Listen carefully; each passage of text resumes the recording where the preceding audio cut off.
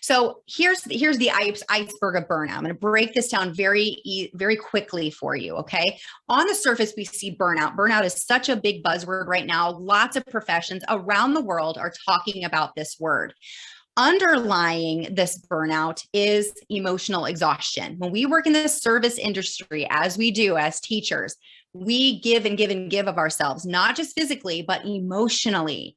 And that can become very exhausting, obviously. The depersonalization that we see happening in education, where students become numbers, we become numbers, and we've detached the humanization or the human element from our day-to-day work. That can be very defeating. And of course, the lack of personal achievement. This is that hamster wheel that you may have felt that you've been on in the past. I know I have ridden that hamster wheel before, and that can be something that's very, very defeating as well. Why am I doing this? I'm doing the same thing day in and day out, and I don't see any results. All of these things are under that water, the part of the iceberg that we don't see.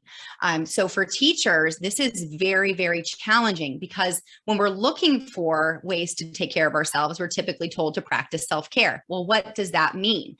It doesn't mean more donuts in the teacher's lounge, although those are very yummy. It doesn't mean more jeans days. We know all of the conventional self-care that we can go to that helps us just to kind of detach, relax, maybe numb ourselves a little bit. But what this is this is an escape. And what we need, what I needed so badly when I was struggling, especially in 2014 with the worst bout of burnout I've ever dealt with in my life, I needed way more than binging on Netflix. I needed a true solution for my burnout that was really becoming, and burnout is really, it's really categorized as a part of depression. And we have to do something different. We have to let go of this one size fits all idea of self-care. We can't keep telling people to take care of themselves and leave it wide open to interpretation.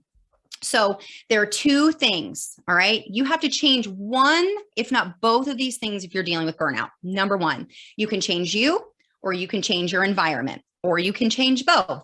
But what typically happens is people go straight to changing their environment.